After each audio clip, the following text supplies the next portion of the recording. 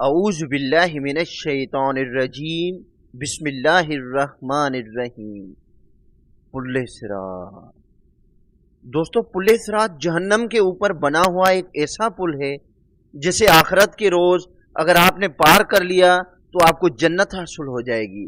لیکن اس دنیا میں جتنے بھی لوگ ہیں ان کا یہ جاننا بہت زیادہ ضروری ہے کہ ایسے کون سے لوگ ہوں گے جو کہ پل صراط سے آسانی سے گزر جائیں گے۔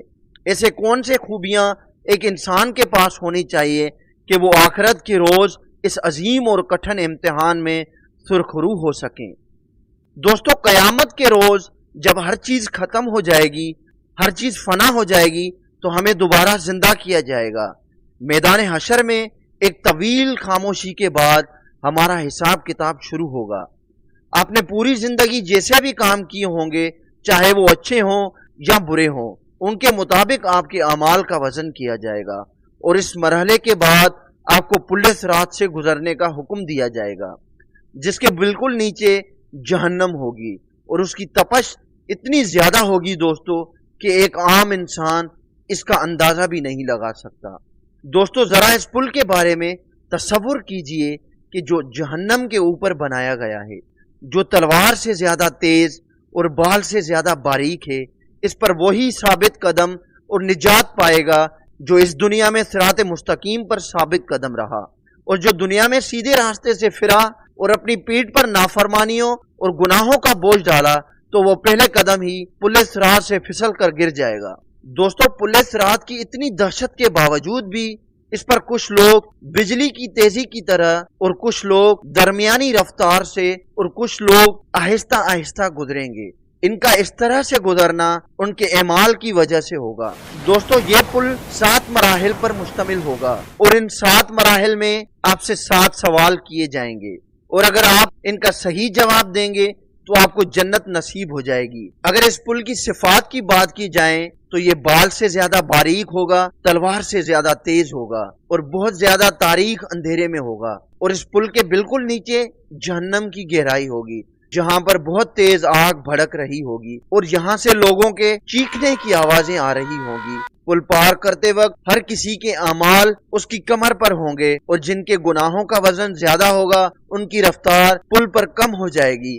دوستو، حضور اکرم صلی اللہ علیہ وآلہ وسلم نے اس منظر کے بارے میں ہمیں بہت اہم معلومات دی ہے کہ اس پل کو ایسے کون خوش نصیب پار کر پائیں گے، اور وہ کیسے اس پل کو پار کریں گے۔ قیامت کے روز اتنا خوفناک منظر ہوگا کہ ہر کسی کو صرف اپنی ہی پڑی ہوگی، ہر کوئی اپنی ہی پریشانی بیان کر رہا ہوگا، نہ بیٹا باپ کو پہچانے گا نہ باپ بیٹے کو، ہر کسی کو صرف اپنی ہی پڑی ہوگی۔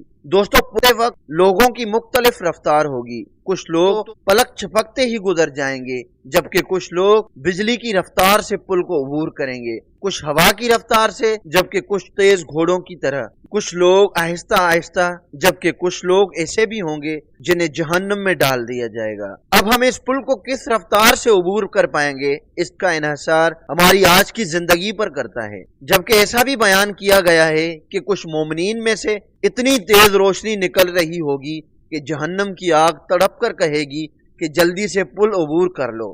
دوستو، اب ان 7 مراحل کی بات کر لیتے ہیں جن سے پل صراط عبور کرتے وقت آپ نے گزرنا ہے۔ پہلے مرحلے میں آپ سے ایمان کے بارے میں پوچھا جائے گا۔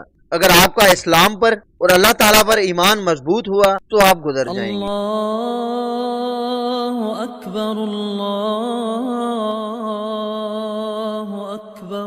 دوسرے مرحلے میں ہم سے نماز کے بارے میں پوچھا جائے گا، جو کہ ایک مسلمان پر ایک دن میں 5 بار فرض ہے۔ تیسرے مرحلے میں پوچھا جائے گا کہ جو اللہ تعالیٰ نے آپ کو دولت دی تھی وہ آپ نے زکوٰۃ کے طور پر ضرورت مندوں کو دی تھی یا نہیں۔ چوتھے مرحلے میں آپ سے روزہ کے بارے میں پوچھا جائے گا۔ جب آپ 5ویں مرحلے میں پہنچ جائیں گے تو آپ سے سوال کیا جائے گا کہ اللہ تعالیٰ نے آپ کو استطاعت دی تھی تو کیا آپ نے حج کیا تھا۔ چھٹے مرحلے میں آپ سے سوال ہوگا کہ آپ کے والدین اور رشتہ داروں کے ساتھ آپ کے کیسے تعلقات ہیں۔ اگر اپنے والدین اور رشتہ داروں کے ساتھ خوش اخلاقی کے ساتھ پیش آتے تھے اور آپ کے تعلقات ان کے ساتھ بہت اچھے تھے تو آپ ان اعمال کی وجہ سے 7ویں مرحلے پار کر جائیں گے اور اس جگہ پہنچ جائیں گے جہاں پر جنت کا دروازہ ہے، اور حضور اکرم صلی اللہ علیہ وآلہ وسلم وہاں پر اپنی امت کے لیے دعا کر رہے ہوں گے۔